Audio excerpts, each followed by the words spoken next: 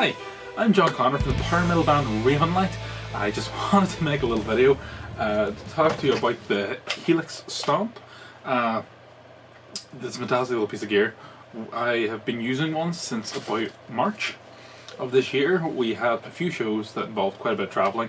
I didn't really want to use too much space in the car to carry gear, so I invested in one of these. They cost about £350–400, so it's quite a cheap investment, and since buying one it's become my primary rig.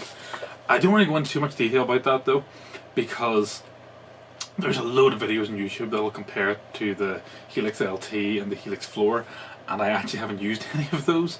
The Stomp is my first step into the Helix family. I used to use a Pod Floor Pod X3, and so this is a huge upgrade. But what I do want to talk about is a little trick you can do live. Ravenlight is a one guitar band. I've been playing in a one guitar band for a couple of years, but in the studio recordings obviously all the guitars are double tracked, so it can lose a little bit of impact live.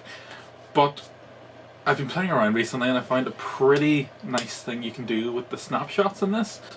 I decided to try and get a setup that will allow me to make the most of a two guitar band while playing by myself.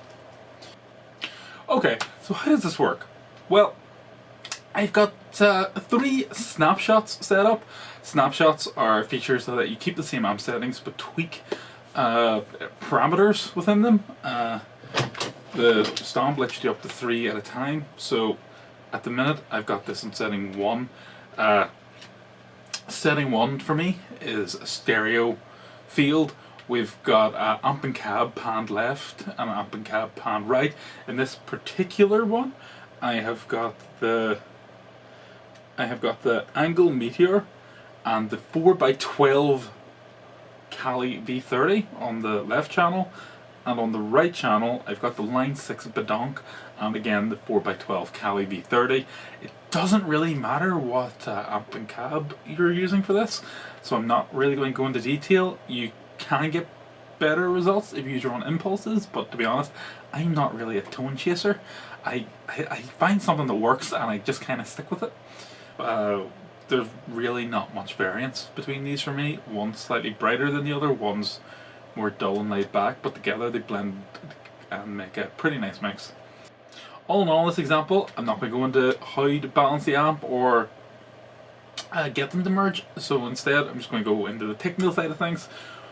The chain's pretty simple. I've got a tube screamer at the start. This gets split into the left channel, the right channel. Whenever they merge on my first snapshot, we've got the left channel panned hard left and the right channel panned hard right. This is to simulate if you have 2 amps live, and the sound guy might do this.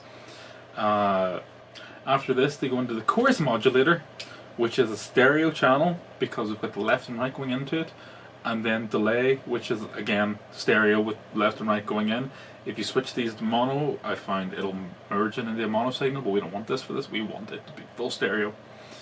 But in terms of snapshots, the only thing the snapshots really change at this point are this channel here. It's the merge. So in snapshot 1, as I said, we've got the hard left and the hard right. The levels are both equal at 0. But if I switch this to snapshot 2,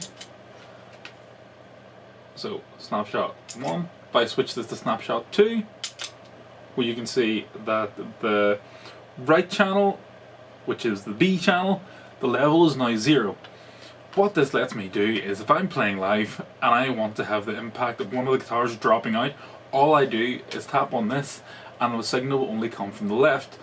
Now, it's important that whenever you are playing live, for this to work, you need to be going direct in front of the house, and there needs to be 2 DI channels.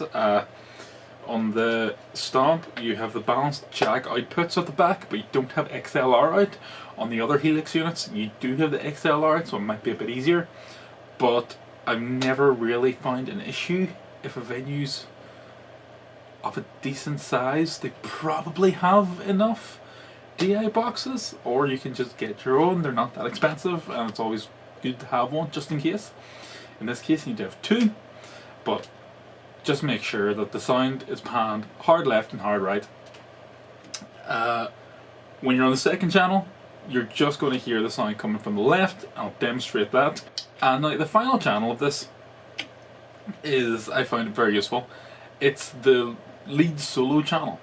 If we switch this now, you can see that the right channel is turned completely off and the left channel is panned back to center. The reason for this is I don't want my leads to come out of left and right on stage. For the rhythm parts, that's great because it gives me a very wide sound, but from the leads I want them to cut right in the middle because they're generally going to be replacing the gap that the vocals have left. You could leave them left and right and do solos like that, but that's personally not the sound that I want to go for, which is why I've got that set up as the third. If you wanted to get a bit more creative, you could make the third channel on the Stomp become a pan hard right, so it would just be your right side amp. So you'd have the first channel, which is both sides, second channel left, third channel just right. But for the music I'm playing at the minute, I have no real opportunity to do that in the song. We were thinking it could be good if you have a lead to give a ping pong effect, you could switch between them, but generally speaking I don't have an opportunity to stand on the pedals and change it when I'm doing it live because I like having the foot in the monitor. But again, the option is there. This does work for that, and it's a pretty cool trick. Now I'm just going to do a little run through of a song.